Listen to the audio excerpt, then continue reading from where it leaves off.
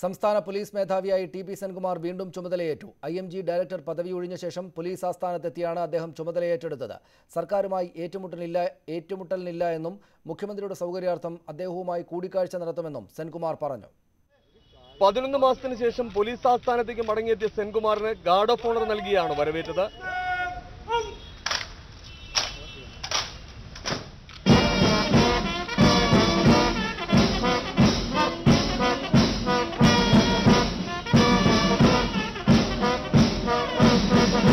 തുടർന്ന് സ്ഥാനമൊഴിഞ്ഞ DGP ലോക്നാഥ് ബെഹ്റയിൽ നിന്നും അദ്ദേഹം ചുമതല ഏറ്റെടുത്തു.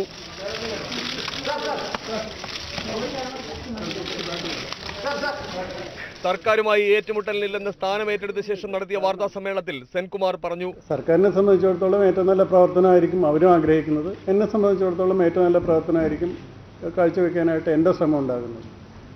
അപ്പോൾ അതുകൊണ്ട് അങ്ങനെ യാതൊരു വിധത്തിലുള്ള കൺഫ്രണ്ടേഷൻ ഞാൻ പ്രതീക്ഷിക്കുന്നില്ല. മുഖ്യമന്ത്രിയെ അറിയിച്ച ശേഷമാണ് താൻ ചുമതല ഏറ്റെടുത്തതെന്ന് വ്യക്തമാക്കിയ സെൻകുമാർ മുഖ്യമന്ത്രിയുടെ സൗകര്യാർത്ഥം അദ്ദേഹവുമായി കൂടിക്കാഴ്ച നടത്തുമെന്ന് വ്യക്തമാക്കി. അദ്ദേഹത്തിന് സൗകര്യമുള്ള ഒരു സമയത്ത് ഞാൻ തീർച്ചയായിട്ടും എയർലിയസ്റ്റ് ആയിട്ട് കാണും. താനാണ് സംസ്ഥാനത്തെ ഏറ്റവും മുതിർന്ന പോലീസ് ഉദ്യോഗസ്ഥൻ. തന്റെ അധികാരങ്ങൾ വെട്ടിക്കുറയ്ക്കാനാണ് പോലീസ് ആസ്ഥാനത്തെ നിയമനങ്ങളെന്ന് കരുതുന്നില്ല. എല്ലാ ഓഫീസർമാരുടെയും ABCD തനിക്കറിയാം. പിന്നെ കേരള പോലീസിൽ ഇപ്പോൾ ഞാനാണ് സീനിയർ മോസ്റ്റ് IPS ഓഫീസർ. എനിക്ക് താഴെയുള്ള മിക്കവാറും എല്ലാ ഓഫീസർമാരെയും എനിക്ക് നന്നായിട്ട് അറിയാം. അവർ എങ്ങനെ പെരുമാറുന്നു, എങ്ങനെയാണ് ചെയ്യുക, ABCD അറിയാം.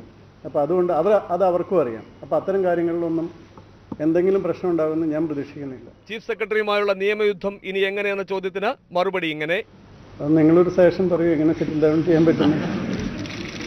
തുടർന്നും എല്ലാവരുടെയും സഹകരണം ഉണ്ടാകണമെന്നും താൻ പുറത്തുനിന്ന 11 മാസക്കാലത്തെ സർക്കാരിന്റെ പ്രവർത്തനം വിലയിരുത്താനില്ലെന്നും സെൻകുമാർ പറഞ്ഞു.